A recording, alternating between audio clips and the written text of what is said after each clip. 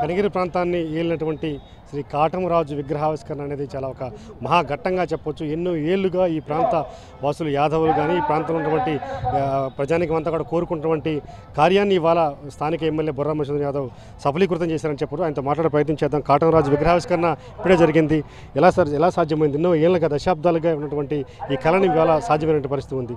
ఎలా సాధ్యమైంది? చాలా సంతోషం.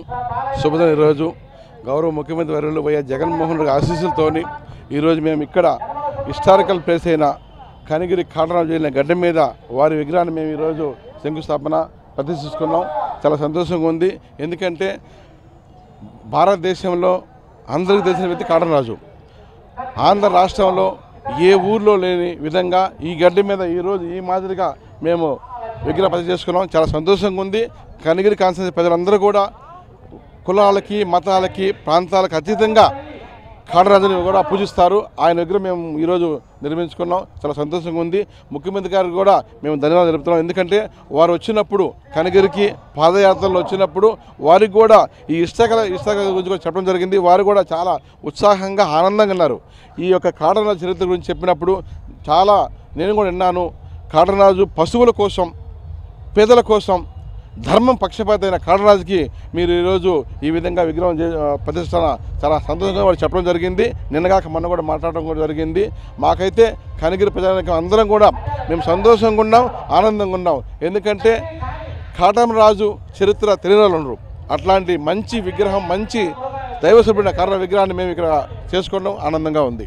చాలా రోజులుగా అంటే చిన్న దశాబ్దాలు కాటమరాజు ఇలా ఉంటాడు అలా ఉంటాడని చెప్పుకోవడం తప్ప ఈ పాలేటి గంగ ఒడ్డు మీద యుద్ధం చేశాడని చరిత్ర మాత్రమే చెప్పుకుంటారు. కానీ దాన్ని ఒక విగ్రహం రూపంలో ఈయన కాటమరాజు అని చూపించడం జరిగింది. ఎలా ఫీల్ అవుతున్నారు?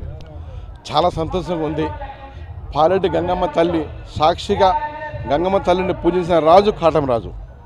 ఆమె ఎదురుగా ఆమె సన్నిధిలో ఈరోజు మేమందరం కూడా కాటమరాజు ఇలా ఉంటాడని చెప్పి పూర్వం ఎలా ఉండేవాళ్ళు బుక్కుల ద్వారాగా అంత అధ్యయనం చేసి పెద్దలందరూ సూచనల మేరకు ఇలా ఉంటాడు కాటమరాజు. యుద్ధం చేసేటప్పుడు ఈ మాదిరిగా ఉంటాడు, రాజుగా ఈ మాదిరిగా ఉంటాడు, ఇంకొక దానిలో ఇంకొక పక్క అవన్నీ కూడా మేము ఆయన రూపాలన్నీ కూడా భావి తరాల పౌరుల కోసం ఇవ్వాలని చెప్పి మంచి ఉద్దేశంతోనే ఇది చేసాం. ఇదంతా కూడా చరిత్ర. ఈ చరిత్రని భావితరాల బిడ్డలకి చూపించాలని చెప్పి ఈరోజు దానిలో భాగంగానే ఈ విగ్రహాన్ని మేము ప్రదర్శించుకున్నాం.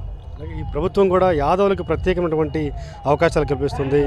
సన్నిధి గొల్లనే పదాన్ని తీసే సన్నిధి యాదవునికి వేయడం కానీ ఒకప్పుడు అసలు సన్నిధినే గొల్లని తీసేయాలని ఒక కుట్ర జరిగింది.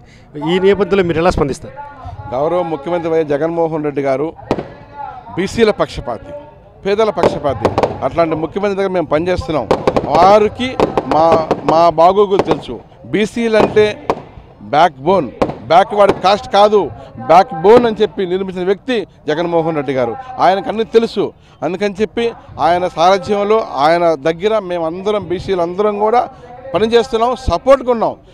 అనామూలన మా అందరికి కూడా బీసీలందరికి కూడా రాజ్యాధికారం కోసం రాజ్యాధికారం భాగస్వాములు చేస్తూ మమ్మల్ని నడిపిస్తున్న వ్యక్తి జగన్మోహన్ రెడ్డి గారు. మేమందరం సామాన్యులు అందరం కూడా ఎమ్మెల్యేలేము, రాజ్యసభ సభ్యులేము, మినిస్టర్లు అయ్యాం, ఉప ముఖ్యమంత్రులు అయ్యాం. మేమందరం కూడా జగన్మోహన్ రెడ్డి గారికి సపోర్ట్గా ఉంటాం, వారికి అండగా ఉంటాం.